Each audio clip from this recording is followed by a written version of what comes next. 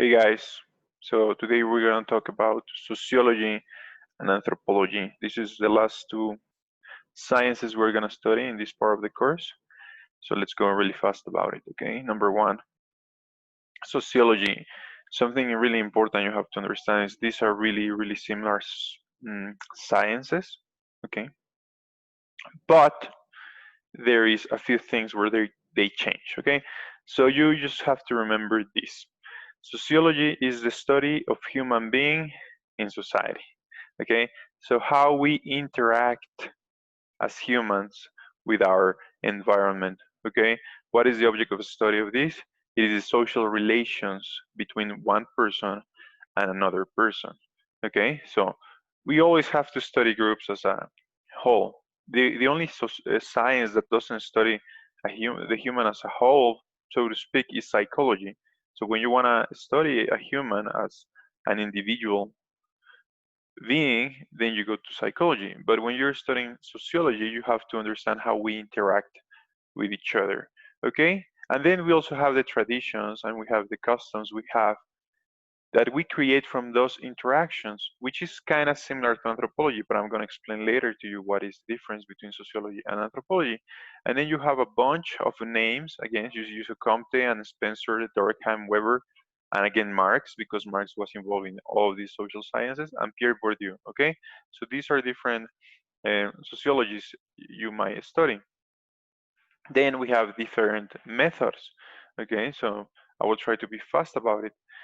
You have the descriptive method, okay, and he says that it is proposed by Comte, and Comte says that the society has to be studied by empirical observation, okay. So he tries to make sociology like a formal science, and he says, okay, the first thing we have to do is observe, to make an observation how society works, and from there we gather experience, empirical observation, okay.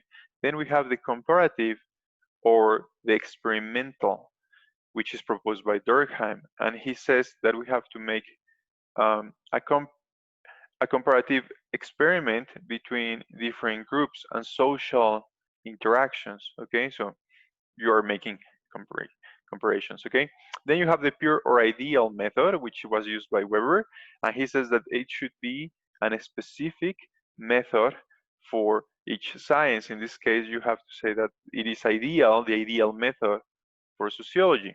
Okay, so that is the idea. Then you have the historical materialism. Again, we have already discussed this idea from Marx in history, for instance, and a little bit also in economy. As I already told you, Marx is all over the place. He talked about economy, history, sociology, some anthropology, and so on and so on. He tried to touch as many social sciences as he could, and it is not that hard because social sciences are related. So he was talking about all of them. So historical materialism again, he says he says that we have to focus on the class struggle, the fight for the resources. So as I already explained, we have resources and the higher classes have control over these resources and the lower classes try to take control on the resources. So they start fighting and they are fighting all the time. So we have to understand society from that fight, which is the class struggle. Okay, and then he also proposes that this class struggle is only going to end when we go to communism, which is the eradication of the classes, where everybody is equal, everybody has the same social class, and they all have the same access to resources, which sounds pretty good, but it is really hard to implement. Maybe later we can discuss that. And then we have the structural functionalism from Parsons and Merton. And the structural functionalism says that we have different structures in society, okay? And each structure or institution has a specific role to be played, okay? And we have to understand how these institutions were created and why they are so important for societies. That is structural functionalism. Then we have anthropology. So what is anthropology?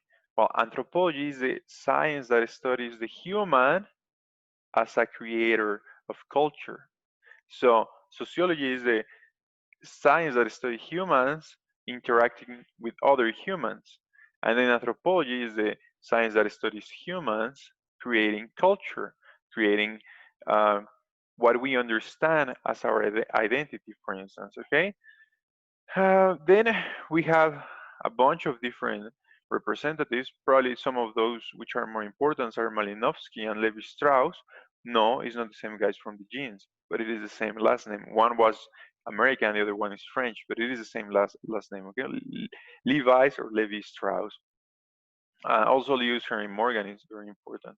Okay, so anthropology, we're gonna split it in two parts. Number one, the physical anthropology, and number two, the cultural anthropology. So in the physical anthropology, we're gonna study the human being in his physical appearance. Okay, so we have three branches of physical anthropology. Number one, anthropometry.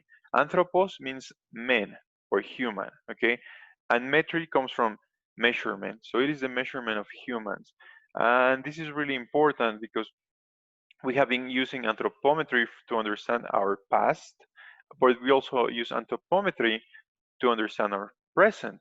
So there is this idea that male and female are the same.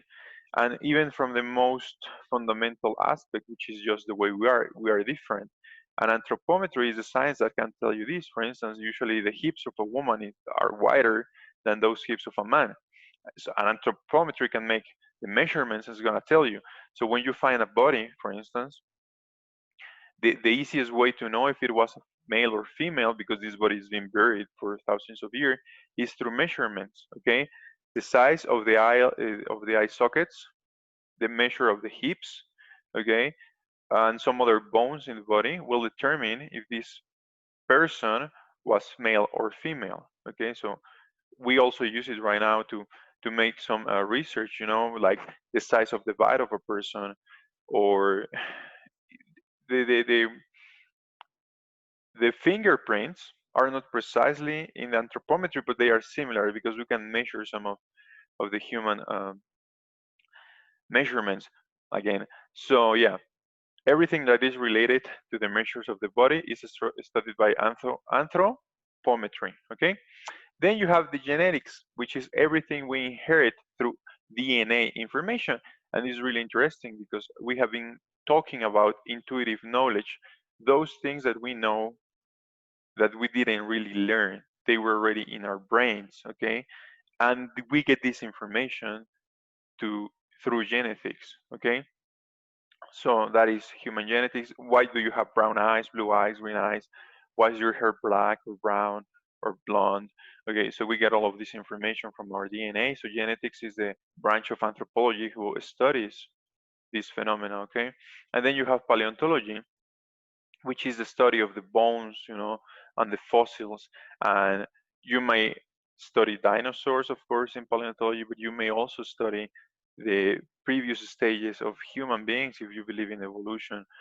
And even if you don't, well, there's a lot of fossils and also bodies that we find from our ancestors, and that is also the work of paleontology to study them. Okay, so that is the physical anthropology.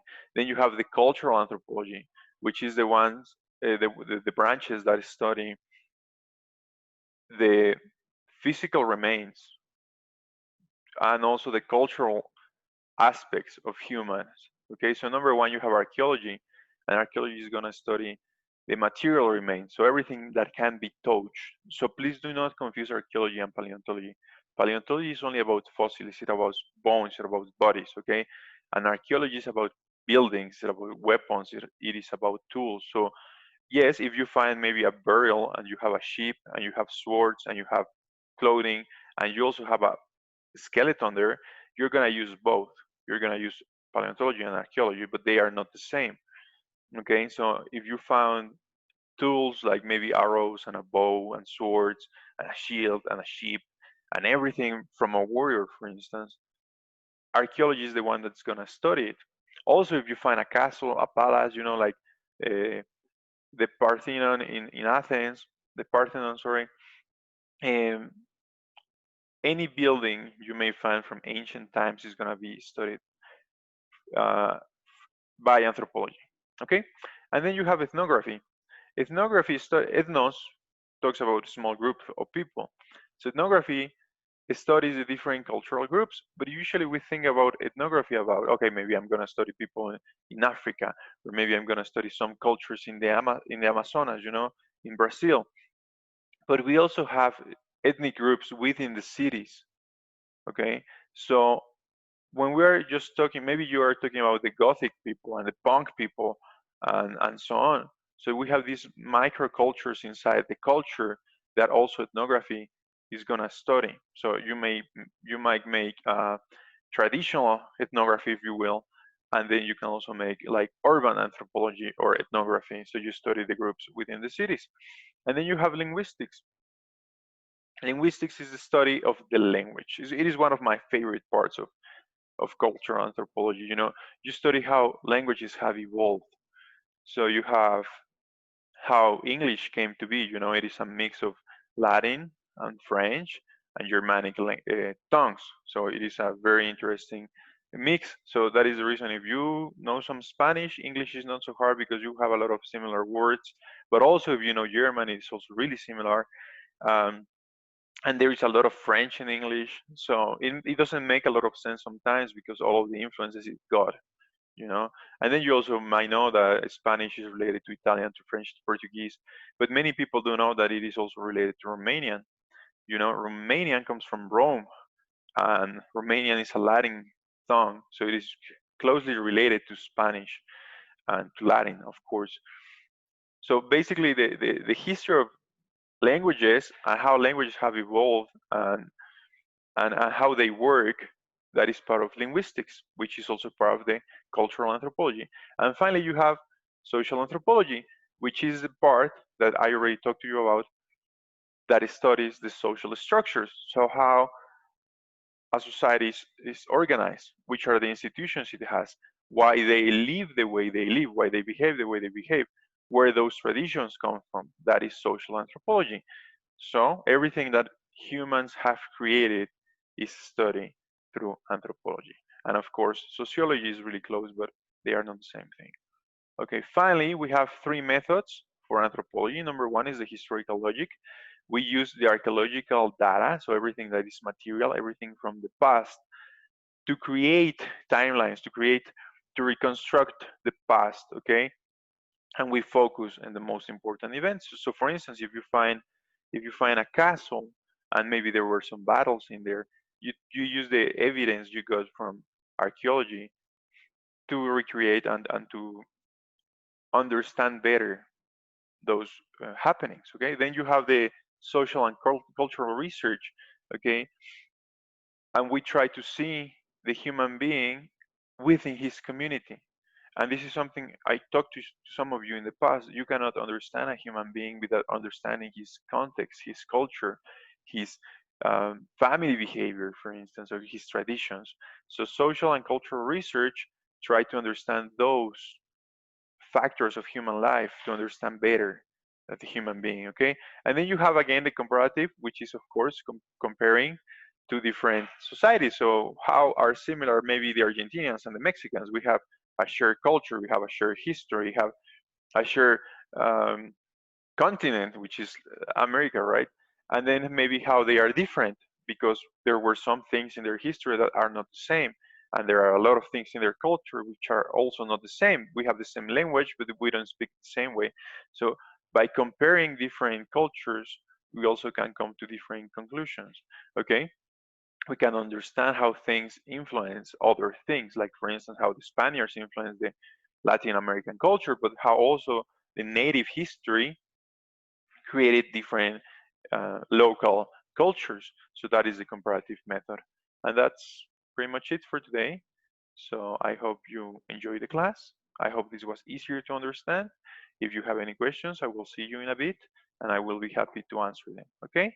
So see you.